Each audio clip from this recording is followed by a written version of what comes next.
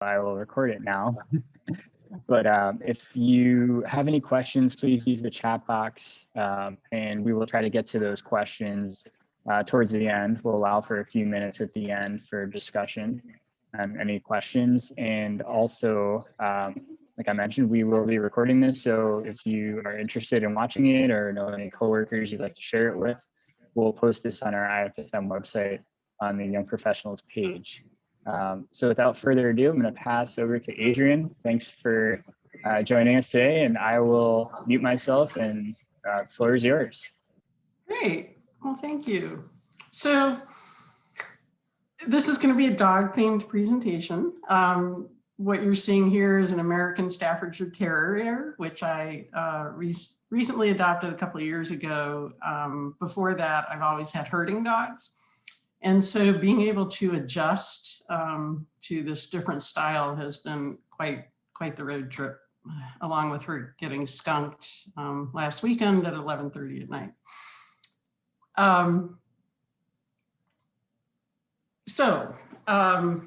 I grew up in Roanoke, Virginia, which is the Mill Mountain. This is a very famous icon. I got both my undergrad and master's degree at Virginia Tech in civil engineering and hydrosystems. While I was at Virginia Tech, I was a co-op student, and I co-opted with a small firm called GKY and Associates. And then while I was still working on my master's, the Virginia Water Control Board needed a water quality modeler, and they couldn't find any. And so somehow they found me because of my master's research project. And I said, I don't know water quality modeling. I know hydraulic modeling. And they're like, well, how about if you come to Richmond for an interview? And they asked me some really basic questions, which I then went back to my dad and said, Dad, how would you answer this? And he's like, well, it's the algebraic formula. And I was like, oh, I must have blown that. But they hired me, and I learned water quality modeling self-taught. And I actually learned from the contractors that were working on my project. And so that's how I kind of got into this whole career of water quality. Then I went to the Metropolitan Washington Council of Governments. I ran their regional monitoring and modeling programs for 9 years. That was 18 local governments. That was a great job because we had numerous committees ranging from technical to public works directors, all the way up to the chief elected officials for each of those 18 local governments, and occasionally, mayors. And so that taught me a lot about how to do effective networking. And then I left COG to go into private consulting for a firm called Limnotech. That's my border collie. The reason this came out was I was working on a case for the Northeast Ohio Regional Sewer District. And they were asked by US EPA to go out and monitor combined sewer overflow discharges to 16 different tributaries because EPA wanted data to be able to enforce against them later. And the attorney was deposing EPA's expert witness, and the expert witness said something like, well, you should collect these samples via an automated grab sample, which is no such thing exists. But people get flustered during depositions. So I had a little fun with it and took my dog to work and said that, hey, River can do all this sampling for you, and she'll work for tennis balls. And then I left there and went to Geosyntec Consultants because I wanted to broaden my clean water experience to include not just wastewater treatment plant discharges, but also discharges from municipal separate storm sewer systems. Those are, if you're in an urbanized area, according to the census of a certain size under the Clean Water Act, you actually have to have a discharge permit. And Emily Campbell has worked on a number of these types of cases with me. And then I moved here to Cleveland because the client that I was working for back when I first joined private consulting, I reconnected with him basically because there's a international conference called WEFTEC, Water Environment Federation, and it alternates between Chicago and New Orleans. And I knew that Frank usually went to WEFTEC, and I would usually get together with dinner. And then one day we reconnected and we went to WEFTEC, and what I thought was just going to be a simple dinner turned out to be a 6-hour dinner. And I ended up moving back here so that I could marry him. So that's just a little bit about me. So what are we going to talk about? We're going to talk about the basics of networking, how to do it, and then why it's important for your professional career.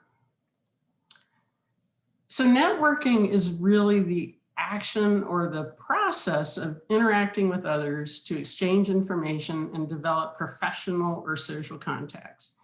So the dog in the center that has a stick is the networker here. And so that's really kind of the image that I want you to keep in mind when you're trying to network.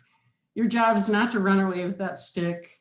Your job is not to sort of stand off in the corner. Your job is really to try to say, hey, I got something that you might want to talk about. And what you'll learn also is, unlike the dog, it's not about what you have to offer. It's really about what those other dogs have to offer you. One really good networker was Dale Carnegie. And Dale Carnegie, there are leadership training, sales training. It is a great program to go through. I was told to go there by a manager mainly to improve my managerial skills, but it was the networking side and the sales side that I found to be the most valuable, and I learned quite a bit. And I also learned how to better interact with people as a result of that. And it was interesting that Warren Buffett was like, it's not my degrees that you're going to see up on my wall. It's my little certificate that I got from my Dale Carnegie course. And I really agree with that, although I don't have a certificate on my wall. But the other good thing is that many of the same principles and concepts that Dale Carnegie teaches are reinforced if you enroll in Toastmasters.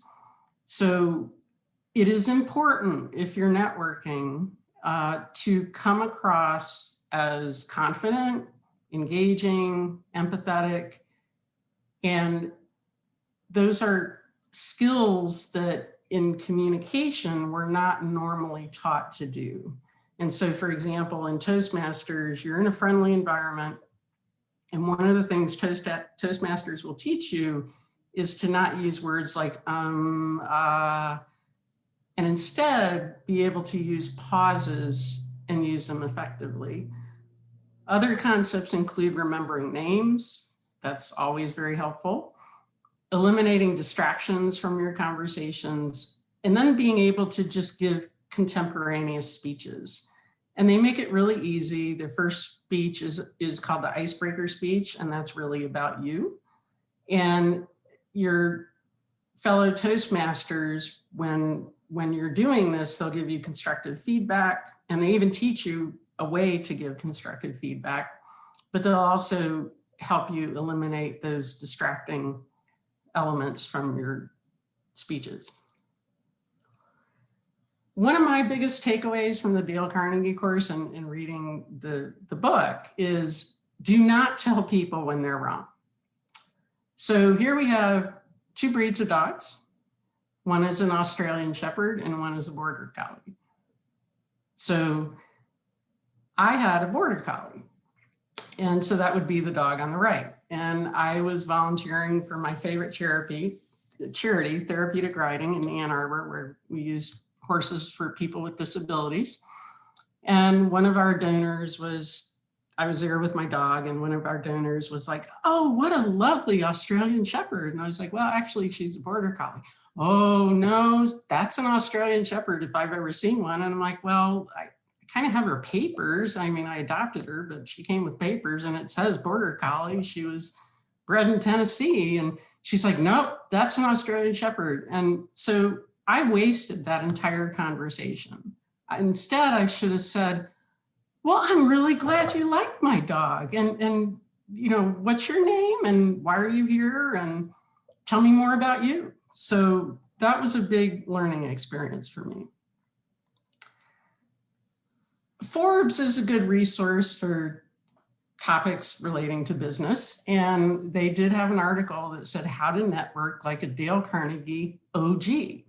And I was like, "Oh, what's an OG?" Well, it stands for Original Gangster. And I'm not sure how it made it into our dialect here, but it talks about what to do before the event, what to do during the event, and what to do post-event. And one of the really good things about this article is it really emphasizes the importance of the post-event.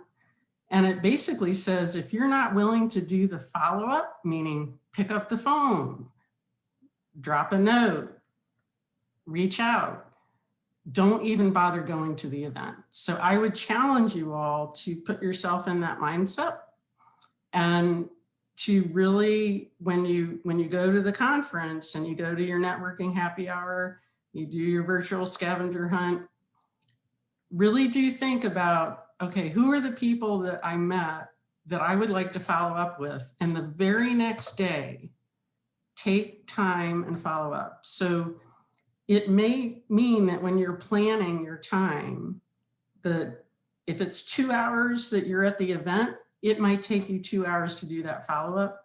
But just remember, if you weren't going to do that follow-up, you shouldn't have even bothered going to that event. The other thing is to think about it as, hey, there might be a really good long-term relationship here, mutually beneficial long-term relationship.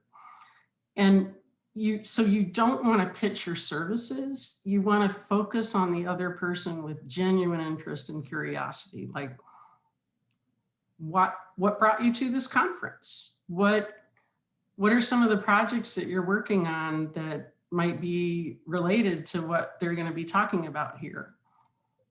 And remember, you know, the fortune is really to be made after the first date. So if you just kind of meet somebody at a conference and you don't do that follow-up, you're not going to reap any rewards from that experience.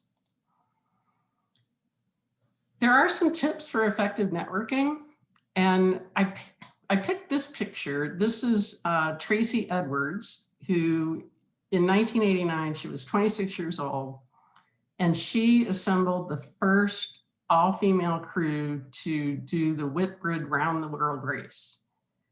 And she was really a trendsetter because in the world of yacht racing, it was a men's world. It was not women that did that. And she faced a lot of backlash. She was, admittedly, her personality was, she always tried to be likable and she didn't want to offend anybody.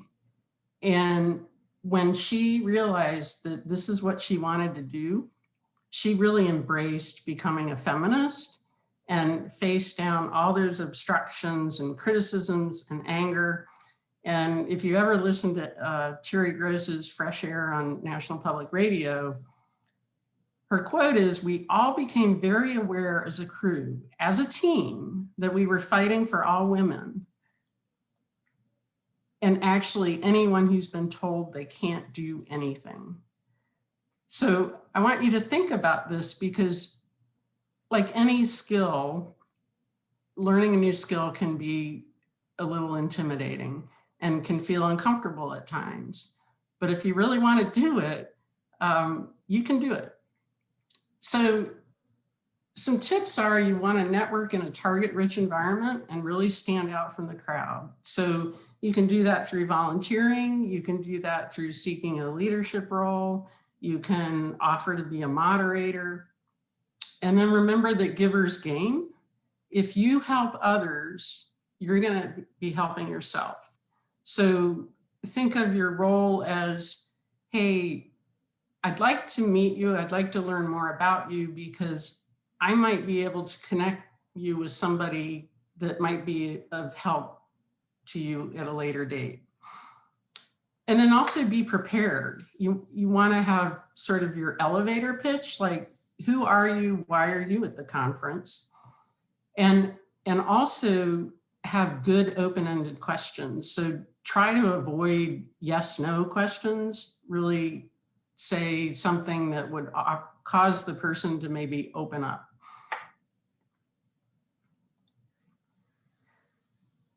So the good follow-up again was stressed. You could send a kind email. Handwritten notes are usually much appreciated.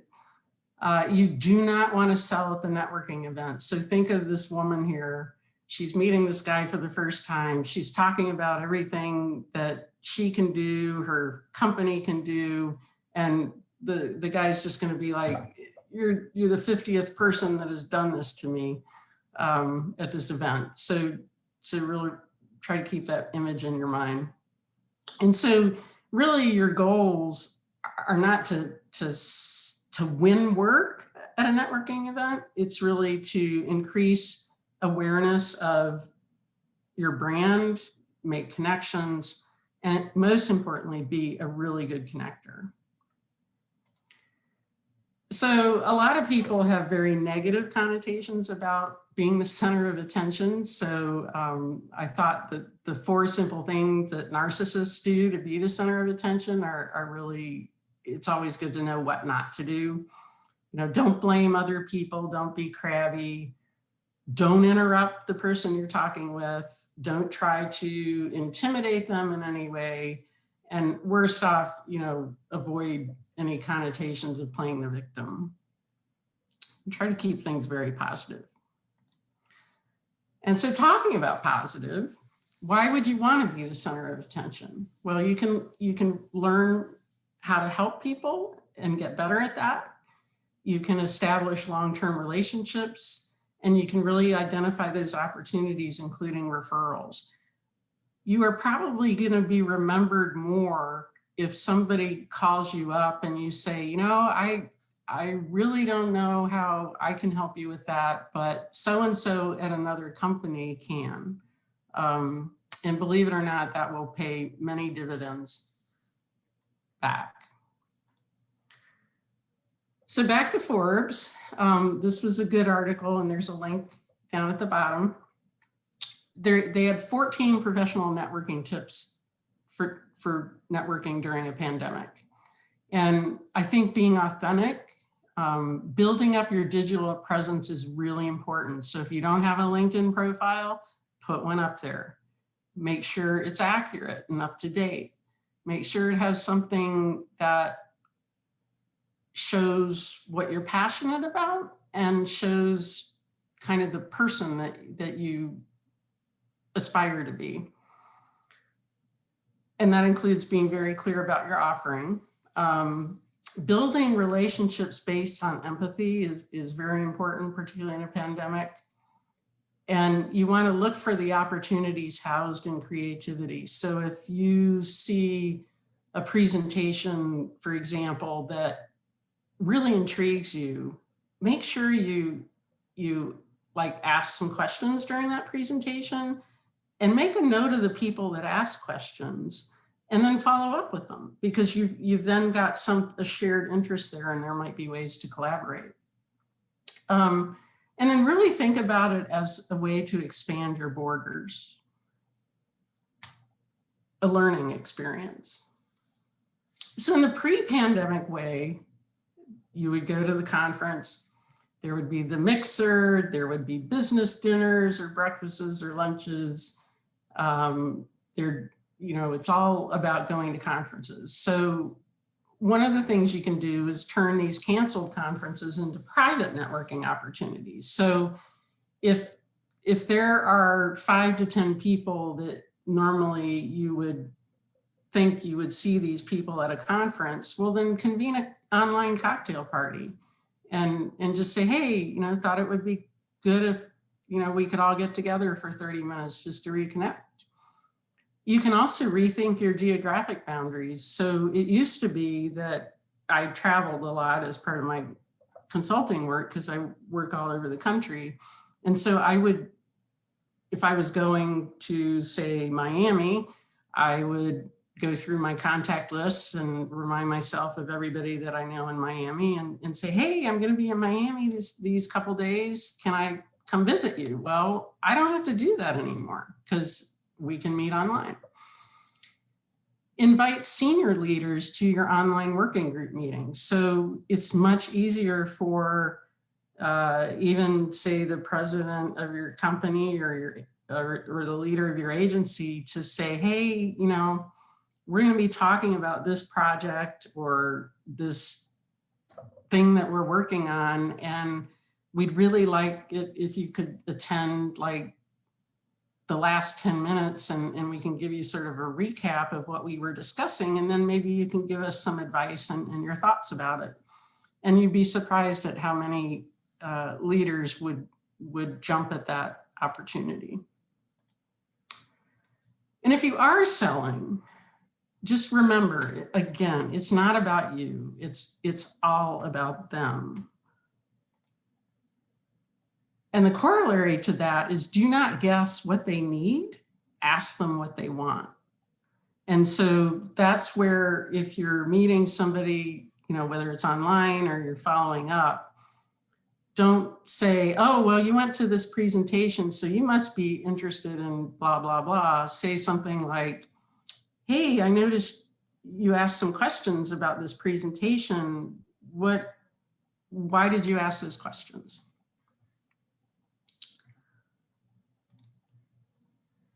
And relationships really matter. So it's all about reciprocity, right? And if you don't adhere to the principles of reciprocity, it's hard to have good relationships. And so we've got the dog going, hey, give me some attention. And the dog's like, what can I do? And so he brings a gift to the guy. And then the guy's like, oh, what a thoughtful gift. And he's like, here, let me give you some love, which is what the dog wanted. So business is no different. It's about people. Relationships are about mutual benefit. And you really, if you focus on what you can do to help and support the other person, that's where you'll get the most reward. And so related to the dog, wolves are very successful due to their very close social bonds. And humans like to say that lone wolves are trouble, right? But they're not looking for trouble. They're looking for love because they're trying to better their gene pool for the whole population. So what does this mean for just even the IAFSM, right? They have 15 committees that you could join and volunteer. And I got this from the website. All committee chairs welcome assistance and input from interested members. Please contact any of our committee chairs with ideas, excuse me, or offers of assistance, right? So you don't necessarily have to devote, you know, volunteering to sit on the committee, but you could potentially help the committee with something, and then that will increase your network.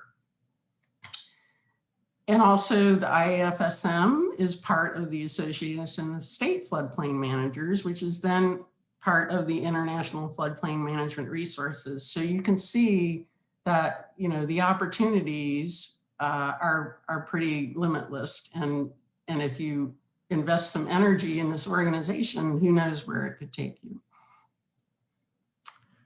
And with that, I will be opening it up for questions.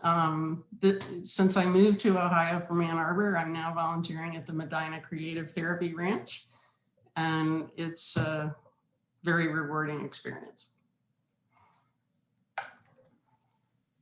All right, well, thank you so much, Adrienne. That was a really interesting and engaging discussion. Definitely like all the dog and animal references, liven up the crowd. Does anyone in the audience have any questions I didn't see anything in the chat, but feel free to unmute yourself. Otherwise, I do have a few questions myself if give other people a chance first. There you go. And feel free to put yourself on video too if you want to ask a question. Quiet crowd today. I guess I'll kick it off. So I know one of the things that I've heard about networking, and I think you've reinforced that, is it has to be mutually beneficial for both sides. And sometimes it seems a little bit more challenging for someone that's more junior to think about what can they provide to someone that's more senior has the experience, has the knowledge, to make it a mutually beneficial networking relationship. I was wondering if you might be able to speak to that and provide some insights on what can young professionals do, how can we be beneficial to others, and some tips on how to go about that relationship. Well, I think what every more experienced practitioner is going to be flattered if you say, hey, I wonder if you can, maybe answer some questions that I have, or just help me learn more about what you do, or, this particular topic that you're an expert in. They're going to be flattered to share that knowledge. And the other thing that I think has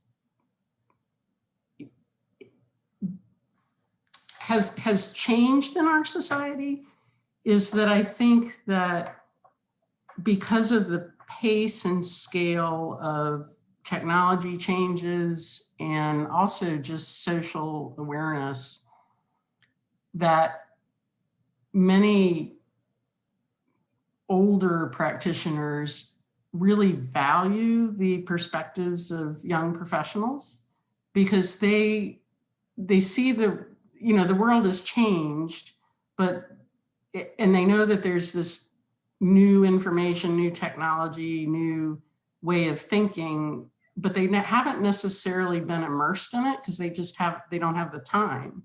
And so being able to learn from younger individuals that have been operating in what is going to become the future is really helpful.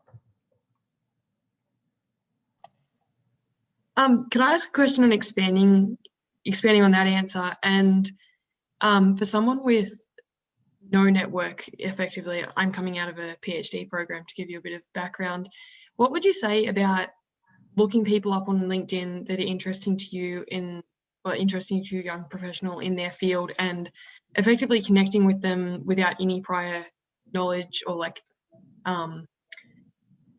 no prior conversation between them, and just messaging them on LinkedIn or something like that? I keep in mind again that it's all about them, right? Yep. So when I get LinkedIn requests from people that I don't know, or even from somebody that I realize they might be connected to somebody else, I typically don't respond. But when somebody sends me a message that says, hey, I saw you spent 9 years at the Metropolitan Washington Council of Governments, and I am interested in working in local government, do you have anything you can offer me? That's what I will respond to, because it tells me, so Neuro Networks, if I don't know, if you said something like, hey, I'm studying neural networks. I'm also interested in the Clean Water Act. Could we talk about how those two areas might intersect? I would respond to that. Yeah, thank you. That answers my question.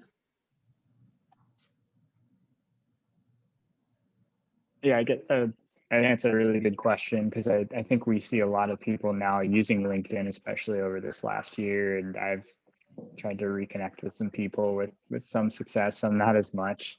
As a follow-up to that, I guess, Adrian, do you see that as, maybe a lot more things go to virtual and less in person? Do you see LinkedIn as kind of being one of the primary ways to network going forward? Or I'm just curious what your thoughts on like the networking, like what the future of networking is going to look like, and how can we best position ourselves to be successful there? Well, I think, and it was interesting. So there's another sales training course called Sandler Sales. And I forget what Sandler's first name was, but he does have a really good systematic approach to networking and sales. And the instructor, when I was going through it, he's like, hey, you should check out this LinkedIn thing. And I looked at it and I'm like, I don't like this. This makes me very uncomfortable. And it still at times makes me uncomfortable because you get invites from people that you have no idea who they are. We're going through some leadership training here at GS Tech, and the instructor, wanted to connect with me, and I'm like, she probably sends this out to everybody, right? So I think LinkedIn is still, it's critically useful because there's, what is it, the 6 degrees of separation, right? So everybody is 6 degrees away from being connected to somebody else, right? So LinkedIn allows you to see that type of information, which is really helpful. So if Anastasia, for example, you reached out to me and you really want to talk with me, you could then look at who I'm connected to and go, oh, this other person, if I talk to them, they'll probably hook me up with Adrian. And so in that way, it's really helpful. I do not think it will ever be a substitute for having personal conversations, either virtual or on the phone, or meeting in person, because I just can't foresee a highly functioning society that does not have those intimate person-to-person connections. Hmm. Yeah, that makes a lot of sense. And who knows, there could be some other platforms that come along in the future that take over or people use. It seems like there's always things changing digitally. Yes. One of the things I was curious about, I know you talked a lot about post networking or post event, the importance of that. I'm curious if you could touch a little bit on the pre-event and some of the things that us young professionals can do specifically before this IFSM conference, since we've got about a month now, and typically the conference itinerary is given out beforehand. So I'm just curious if you have any specific ideas or thoughts on things we can do, if we should make a list of people to be pointed to talk to, or things like that. Yes. So usually what I do is about 6 weeks before the conference, I'll try to get the registration list. And then I'll look over that registration list and I'll highlight the people that I don't know that maybe I want to introduce myself to. I'll highlight the people that I know that I haven't connected with for a while. And then I'll look and I'll see, hey, are there some connections between us? And then I'll schedule, like a group dinner, breakfast, lunch. With the virtual thing, it could even be something like, hey, would you like to connect at breakfast so a week before the conference starts so that we can sort of plan together, you know, like make sure we get one in our group covering all the presentations that we're all interested in. The other thing that you could do is if you, there's a certain presenter on a technical topic and you either have read their abstract or you've seen them present on there's a prior presentation that they gave that interests you, send them a short email that sort of says, hey, you know, I'm going to be attending the conference. I'm going to attend your presentation. And one of the things I've always been curious about is, you know, make something up. And then I think just making sure that you have a plan, right? So that you're not just,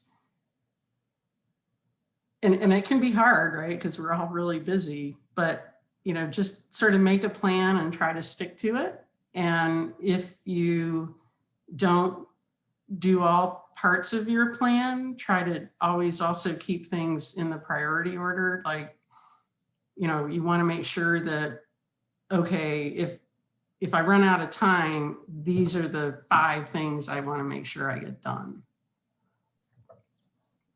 Yeah, those are a lot of good points. And I think one of the things that is helpful is if you're, for this year, I know at least the software is going to allow our any registrant to have up to a year to watch the presentations afterwards. So everyone could go back and we should be able to see the questions that people ask and also re-listen to some of the things you listened to and then come up with questions later and then reach out to speakers. I think that's a really great advice to be able to use the platforms available to better network. Yeah, I mean, there are some good things that have come out of the pandemic, and that is one. I'm curious, have you been to any virtual conferences this year and have you had success with networking? Enough. Emily and I both attended WEFTEC this year, and it was cool. And I struggled with it, whereas I think Emily had a great experience. And I'm still trying to process, you know, why was that?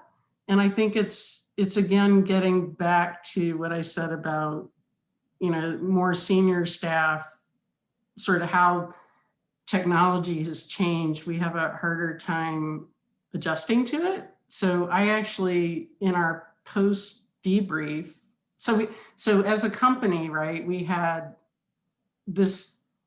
a larger number of people investing their energy into attending WEFTEC because we were able to really reduce the cost of doing that. And so we held regular meetings leading up to the event to plan for it. And we held meetings at the end of each day to debrief. And then we had 1 or 2 sessions afterwards, like, okay, what did we learn and what do we want to focus on for next year? And so I actually learned a lot from listening to Emily about participating in the happy hour. Like, I didn't even know what a breakout room was, right? Just because it was too much. It was like this fountain of, you know, fire hose of, hey, you can do this, you can do that, you can do that. And in the meantime, I was trying to juggle all my day-to-day responsibilities. Yeah, and I think that will take some time for, I mean, I've tried to get information from our board on all the capabilities of the software and just for us to be able to plan our events. And I still haven't gotten great answers. So I think we're all the first day is going to be a bit of a learning curve to figure out the software, but hopefully it sounds like there's going to be a lot of cool opportunities to collaborate, network with the exhibition hall is another great networking opportunity. And I think there's a bingo game, some incentives to go talk to different vendors. So hopefully that'll get people engaged as well. Yeah, and you might, as a committee, consider, you know, just scheduling a half an hour at the beginning or the end of each day for people to kind of connect and talk about the experience. And Yeah, that's a really good idea. I think that's something we should definitely consider. I know we have the networking event planned, but other than that, I think that would be a good idea. So Adrian, if we have more time, I had a question for you, and that was, what's your opinion if you meet somebody at a networking event and then you do the follow-up the next day? In your opinion, what is the amount of contact that you need to maintain after that, and how do you go about maintaining that relationship, especially if they work, maybe like adjacent to your career, but you have no reason to interact with them within the bounds of your like day-to-day job? so one of the, and I get this from my volunteering with a nonprofit, because I was also on the board with the Ann Arbor Therapeutic Riding.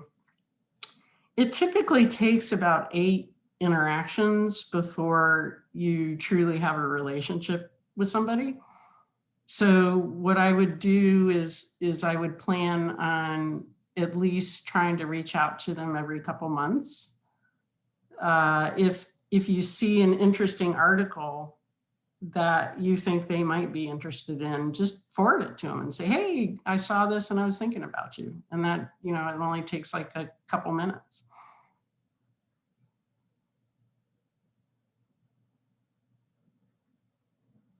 And again, the idea of making it a larger group, like if you see some connections between the person you just met and some of the other people that say, hey, why don't we, maybe we could just get together for 15, 20 minutes at this time, just to sort of catch up and see if, what interesting has been happening. And some people will take advantage of that and some don't, but, never take somebody not responding personally. Like for me, I sort of vacillate between being an introvert and an extrovert, depending on what kind of social situation I'm in. And I really had to learn that, if somebody doesn't respond, it's usually not personal. It's usually that, they're too busy or, they're not interested, because when you catch that person when they're not busy, they're usually like, oh, I'm really glad you reached out to me. Thank you.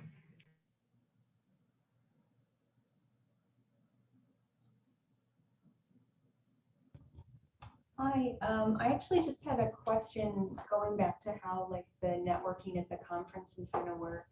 Because I know it can be kind of daunting when you're looking at a screen full of all these faces and wanting to like pinpoint somebody to talk to, and there will be breakout rooms, but I guess like how do you overcome some of that virtual awkwardness of, if you do go in a room, are you interrupting somebody's conversation? How do you kind of, I mean, it's not going to be the same as an in-person conversation. So how do you kind of deal with that challenge? So Emily, are you still with us? I am. I'm going to leave that to you, because I think you were able to do that with WebTech. I mean, I would just go out there and have no shame about it. I mean, that's probably more of a personality flaw. But I think it's like, to Adrian's point of saying, not to be offended if someone's not responsive. But I think, same thing with putting yourself out there and jumping into the group. I find it very difficult at times to write in a web conference. It can be kind of hard to navigate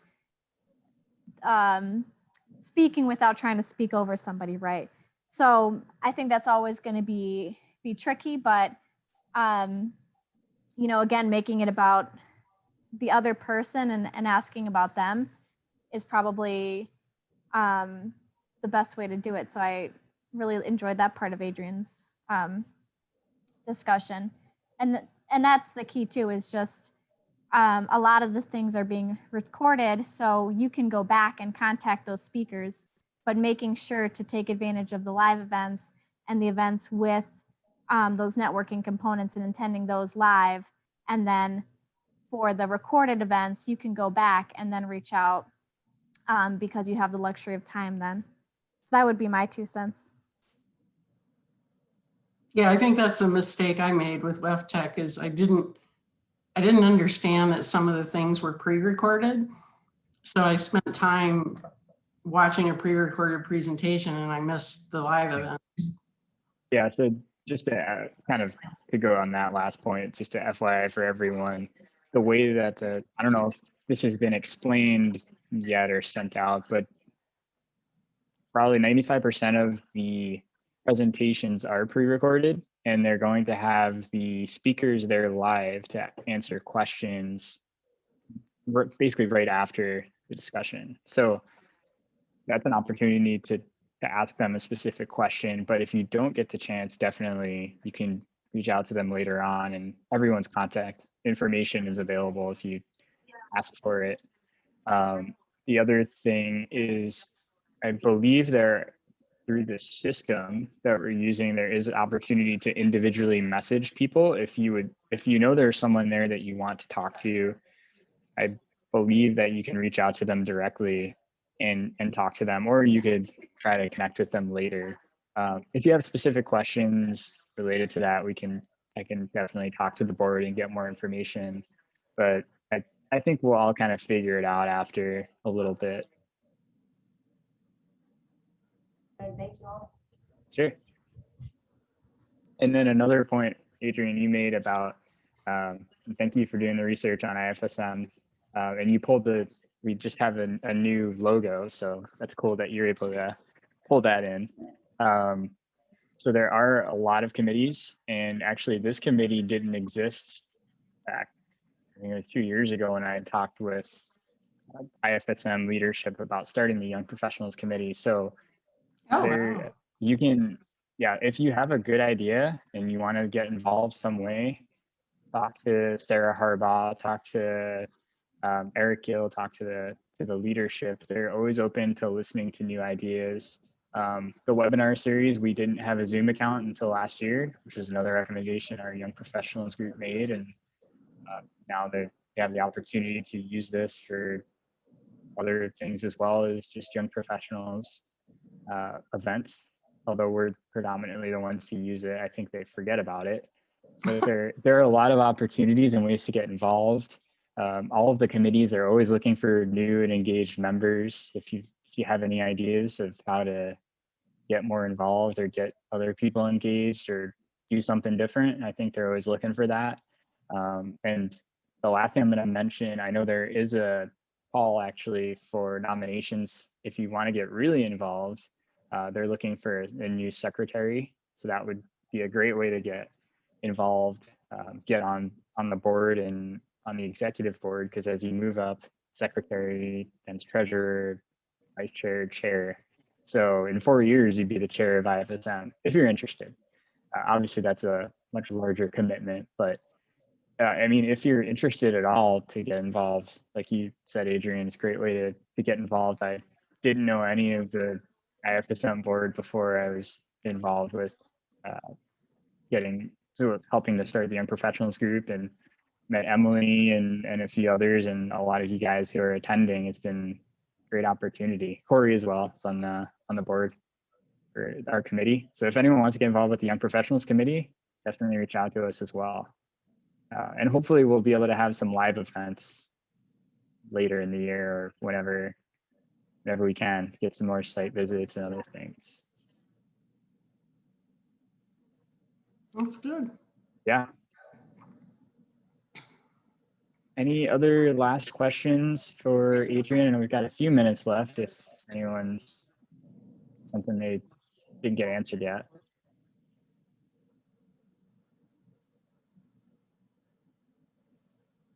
All right, well, Adrian, we really thank you for your time and your expertise. I think it was a really interesting topic.